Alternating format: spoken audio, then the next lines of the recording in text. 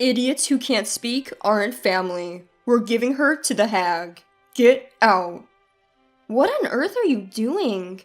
I pushed past my defiant son and his wife, protectively hugging my granddaughter, who was clutching her cheek in pain, glaring at them. The unrepentant couple continued to belittle their mute daughter. Unable to stand it anymore, I decided to raise my granddaughter myself and took her home. 10 years later, when we returned to our home country from overseas, my son and his wife showed up. We missed you. We're family, aren't we? Let's live together. Idiots aren't family. Please go back. My name is Margaret Patterson, a 60-year-old housewife. A few years ago, I lost my husband, and I've been living alone in a large house. I considered living with my son, Jack, and his wife, Mary, but I decided it would be better to live separately. For some reason, I just couldn't get along with my own child and his wife. Besides, I might end up helping out in the bar they run. My body isn't as agile as it used to be, and embarrassingly enough, I'm not good at customer service. If we were to live and work together, it would probably stress us both out. So I decided not to live together. Even after my husband passed away and I started living alone, Jack never suggested we live together. I appreciated that. I was finally free from child rearing and caring for my husband, so I decided to enjoy my time alone. But once I started living alone, it was lonelier than I had thought. I didn't have any hobbies or friends, as I had spent all my time on housework, child rearing, and caregiving. I spent every day watching reruns of TV dramas to pass the time. Even when I tried to establish new habits, they didn't last long. For me, living such a boring daily life, the presence of my two granddaughters was very significant. Emily, the eldest, is 10 years old, and the second daughter, Lily, is 6 years old. They're both very cute girls. Emily is beautiful and good at acting like an adult. On the other hand, Lily is a bit clumsy and quiet. She's often compared to her beautiful and mature older sister, and she feels lonely. I love both of them, but I was particularly on Lily's side. I could see that she seemed to be disliked by both her parents and Emily. My son and his wife, Jack and Mary, would bring my granddaughters to visit about once every 2 months. Grandma! Emily would run to me with an innocent smile. Her clothes were always new, and her long hair was always adorably done up. On the other hand, Lily's clothes were always Emily's worn-out hand-me-downs. Her hair was also left untamed and messy. Lily loved to talk and was chatty since she started to speak. But recently, she became quieter, and unlike Emily's bright smile, Lily often looked down with a gloomy face. After greeting Emily with a "nice to see you," I crouched down in front of Lily and spoke to her. Lily dear, welcome. Thank you for coming. I prepared some of your favorite sweets today. Let's eat together. Grandma, what about my sweets? Of course, I have yours too. Let's go. As I held hands with the girls, Jack and Mary got out of the car and called out to me. Hey Mom, long time no see. Here's a souvenir. Oh, thank you. Have you two been well? Please, make yourselves at home. Thank you, Mother-in-law. I welcomed my son and my daughter-in-law and granddaughters into my house, served them tea and sweets, and entertained them. Jack and Mary would talk only with Emily and not pay any attention to Lily. Whenever I tried to speak to Lily, Emily would interrupt, or Jack and Mary would start a different topic. I was concerned about their attitude towards Lily, but I thought it best not to interfere too much and just kept an eye on them. However, I would later regret this approach. One day, I had plans to visit Jack and Mary's house and brought along some sweets that they and the girls liked. Upon arriving at their house, I reached out to ring the doorbell. Just then, I heard Jack yelling something from inside the house. Why don't you say something instead of just being quiet? I was shocked. As I reached for the front door, it opened easily. Without hesitation, I removed my shoes, and as I walked down the hallway, I could hear the voices coming from upstairs. You know it's because you don't talk at school that I'm being embarrassed, right? As I climbed the stairs, the shouting continued, followed by a sharp, dry sound. Upon opening the door from where the sound came, I found Jack and Mary scolding Lily, who was sitting on the floor, while Emily was waving her hand as if in pain. Lily was about to cry and holding her cheek, and Emily seemed to be in pain, waving her hand around. "Hey, Lily, you got smacked by your sister, didn't you? How about saying it hurts? If you can't speak, you're no longer family. Get out. We'll send you to Hag's home."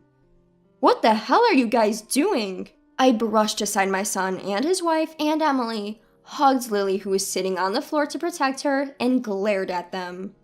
The three of them were momentarily surprised, but quickly regained their composure. "Mom, what are you doing barging in like that? You should have rang the doorbell first." That's right, Margaret. Aren't you rude? What's rude is what you guys are doing. Surrounding and berating a little girl? Jack, aren't you a father? Aren't you ashamed to mistreat your child? And Emily, why did you hit your sister? For the first time, I scolded Emily loudly. She seemed scared for a moment, but lowered her head and said, "'Cause..." Mary pulled Emily towards her, hugged her, and glared at me. "Please don't blame Emily." I glared back without backing down. Protecting Emily, who hit her sister, is not the right response for a mother. Jack, who was watching, pointed at me and yelled, "Mom, what are you thinking? Get away from that idiot." The idiots are you guys. Apologize to Lily. Huh? Who's going to apologize? Neither Jack, Mary, nor Emily seemed to show any remorse and relentlessly insulted Lily.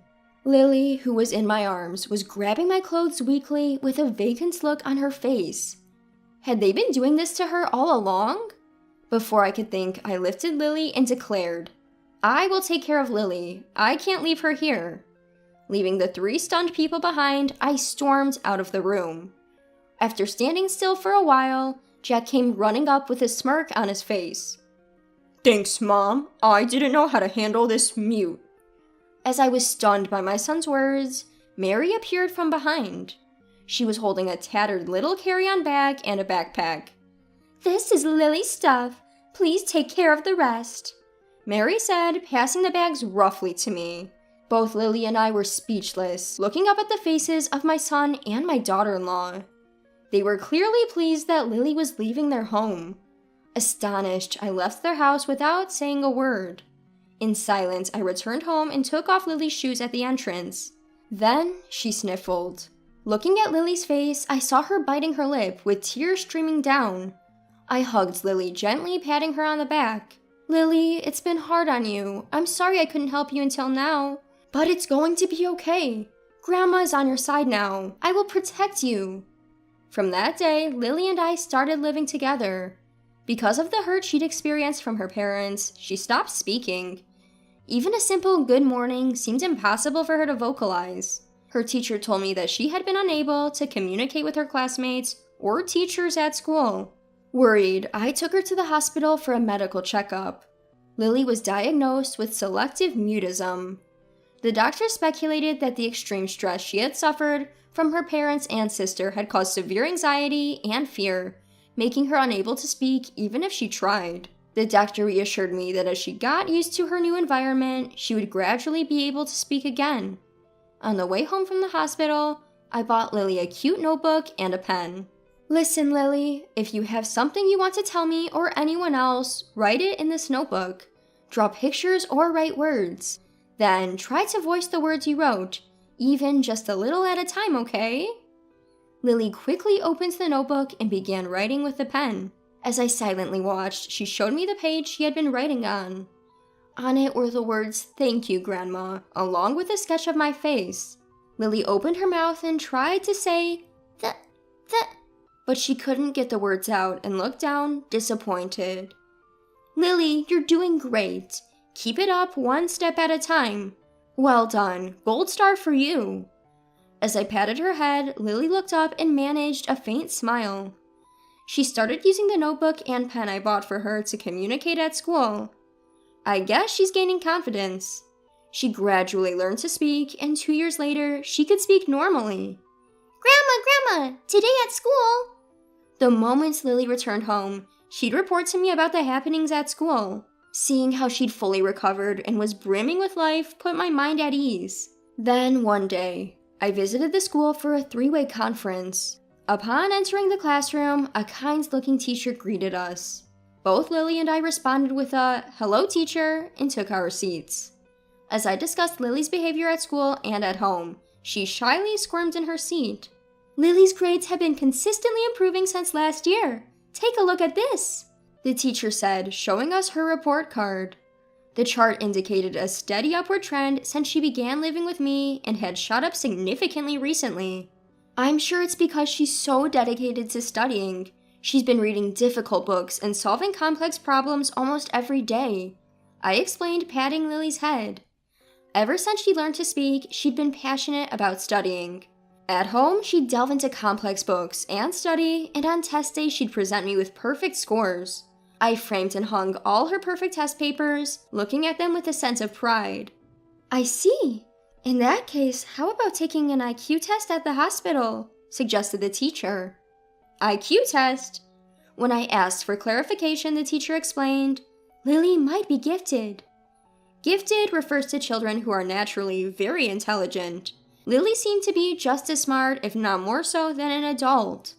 The teacher suggested that it might be worth getting an IQ test done so that we could provide an educational environment suitable for her exceptional talents. So I immediately took Lily to the hospital for an IQ test. As the teacher had suspected, Lily was indeed gifted. I was amazed to find out that Lily had such an amazing ability. When I asked her, "How did you find the studies in elementary school? Is it fun?" she responded with a bored expression. Well, to be honest, it's too easy and I find it boring. I want to study something more challenging, but if I tell the teacher, they get confused. Hearing her words, I started to ponder. I wondered if Lily could pursue the kind of studies she wished for in America. The studies that Lily desires are probably at a middle school or high school level. I wondered if Lily, who has not yet graduated from elementary school, could handle this. I consulted with her homeroom teacher. The teacher then told me about the grade-skipping system in the US. The teacher suggested that if Lily went to America, she could pursue the study she desired. It reminded me that my late husband's brother was working in America. I hadn't been in touch with him since my husband passed away, but he might be able to help. As soon as I reached out and consulted with him, he said he would support our life in the US. Relieved, I suggested to Lily the idea of studying abroad in America. I want to go if it's with Grandma, but I want to graduate from elementary school with my friends first. All right, I understand. I'll also learn English by the time you graduate. At that response, Lily smiled relieved.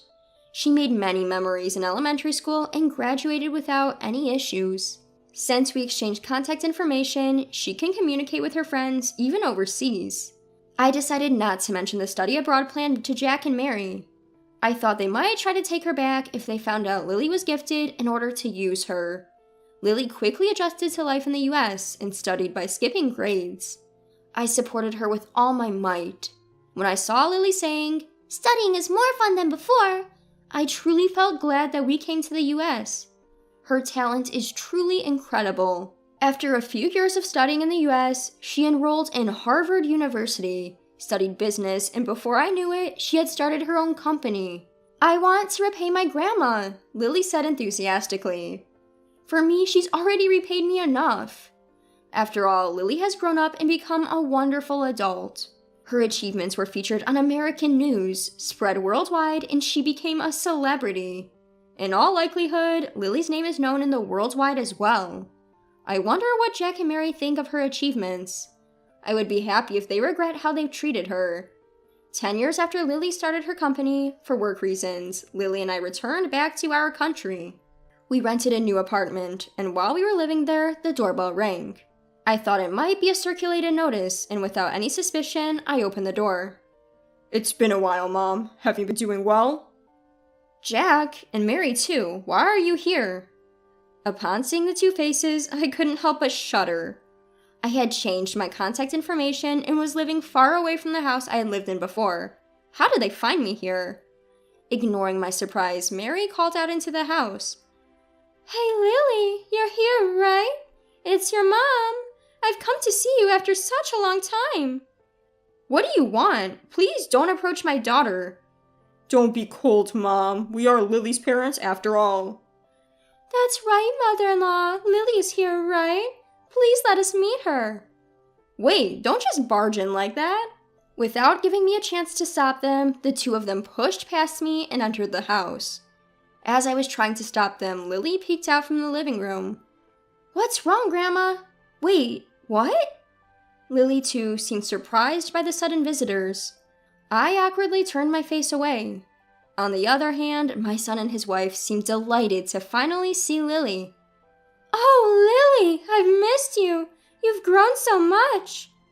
As Mary reached out to hug her, Lily brushed off her arms. If you want to talk, I'll listen in the living room. I'll prepare some tea, so please wait on the sofa. With a cold statement, Lily began preparing tea in the kitchen. Jack and Mary unreservedly plopped themselves down on the sofa and started reminiscing with her one-sidedly. Growing concerned, I called out to Lily. She winked at me, signaling to leave it to her. When I sat down opposite them, I was immediately confronted with the main issue. The pub my son and his wife were running had gone out of business due to poor management. Their older daughter Emily had also gone off the grid since she started working, and they had no idea what she was doing or where she was now.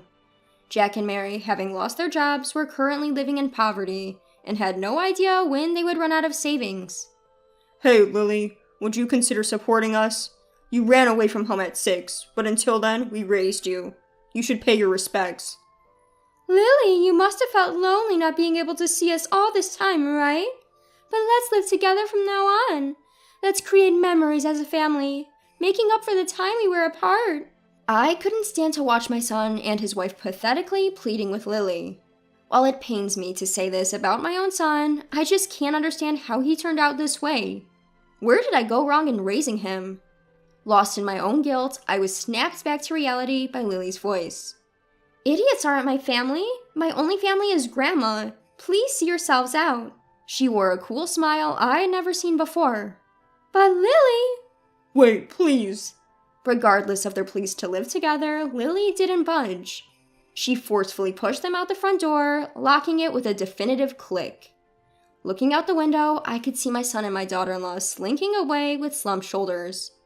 Grandma, what is it, dear? Should we move? With those words, she laughed. She apparently had been secretly planning to build a house for us to live in together. She designed it with accessibility in mind for my sake. Thank you, Lily. As I thanked her, she blushed and gave an embarrassed laugh. Several months later, we moved into our new home. Thanks to the accessible features Lily planned, I'm living comfortably. Our shared memories are framed and displayed on the walls. Even the notebook and pen we bought when we first started living together are there. Every time I see them, I'm moved to tears. Today, I think I'll make Lily's favorite dish for her. With that thought, I headed to the kitchen to start cooking.